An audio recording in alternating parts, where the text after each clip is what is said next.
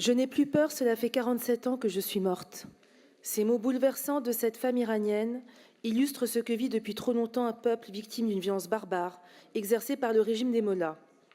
Déjà, le mouvement Femmes, Vie, Liberté en 2022 faisait suite à l'assassinat de Mahsa Amini et avait révélé au monde le courage d'un peuple qui refuse de se soumettre à la police des mœurs et à la négation permanente de ses droits fondamentaux.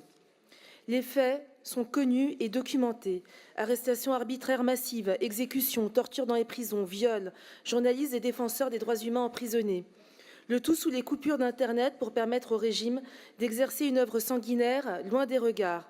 Les estimations font état de plusieurs milliers de morts lors des dernières vagues de répression. Dans ce contexte, la position de la région Île-de-France est claire et constante. Madame la Présidente, vous avez été l'une des premières responsables politiques en France à dénoncer publiquement ce qui se passe en Iran et à porter la voix des Iraniens. La semaine dernière, après la nouvelle vague de répression, la région a fait le choix d'une mobilisation intitulée « Iran, vie, liberté » pour affirmer sans ambiguïté son soutien et dire clairement de quel côté elle se situe, celui du peuple iranien contre ce régime assassin. Cette motion s'inscrit dans cette continuité. Elle réaffirme notre solidarité avec les manifestants pacifiques, condamne la cruauté d'un régime aux agissements terroristes et appelle à une mobilisation diplomatique au niveau international par des sanctions ciblées contre les responsables de cette répression de masse.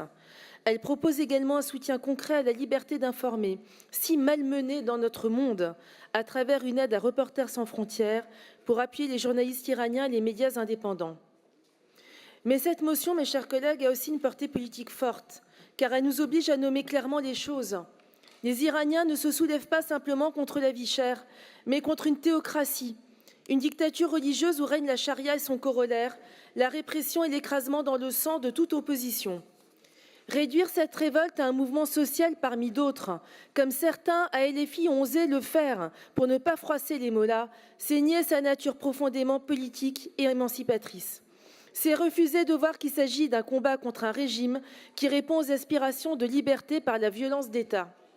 Sur ce point, l'extrême gauche entretient une ambiguïté indécente, habituellement si prompte à se mobiliser au nom des droits humains. Elle montre des pudeurs choquantes face aux crimes d'un régime abject. De notre côté, notre position est claire.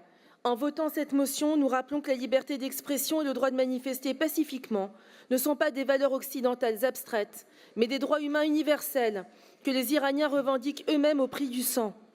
Aucun État ne peut légitimement tuer, torturer ou emprisonner son peuple pour se maintenir au pouvoir. Alors, chers collègues, ayons le courage de dire haut et fort « Iran, vie, liberté », 3 mots qui disent l'essentiel, le refus de la soumission et l'exigence de dignité d'un peuple face à une dictature théocratique. Pour toutes ces raisons, nous soutenons fièrement et pleinement cette motion. Merci Madame la Présidente. Merci.